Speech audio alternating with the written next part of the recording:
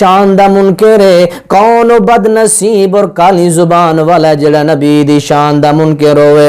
نبی دی عزت دا منکر ہوئے، نبی دے فضائل دا منکر ہوئے؟ آؤ نا تواڈے سامنے کوئی بہترین حدیث پیش کریں دا پیاں پیارے پیغمبر علیہ السلام دی شان دے اندر، پیارے پیغمبر دے مقام و فضائل دے اندر صحیح مسلم دے اندر حدیث 7518 نمبر حدیث صحیح مسلم شریف دے اندر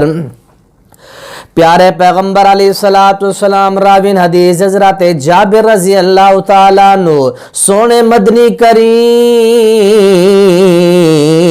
ایمیں قضائے حاجت واسطے گھر کلے نکل دیں فَلَمْ يَرَ شَيْئًا يَسْتَطِرُ بِهِ تینوں سونے نبی کو کوئی شے نظر نہیں آئی کہ کوئی اوٹ بنا کے پردہ بنا کے قضائے حاجت کریں، کوئی چیز نظر نہیں آئی۔ پیارے پیغمبر علیہ السلام نے اچانک کہ کو وادی دے اندر نظر ماری ہے، وادی دے اندر نبی علیہ السلام کو ایک دو درخت نظر ہیں، اور لوگوں سنو نبی دی شان اور مقام و فضائل، اللہ دے سنو نبی وادی دی طرف میں چل پونے فَأَخَذَ بِغُصُنٍ مِّنْ أَغْصَانِهَا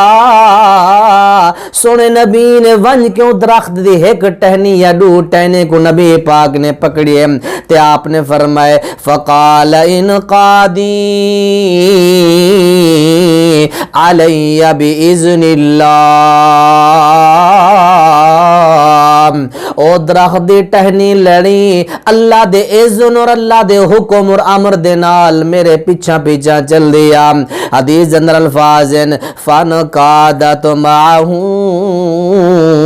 كَالْبَعِيرِ الْمَخْشُوشِ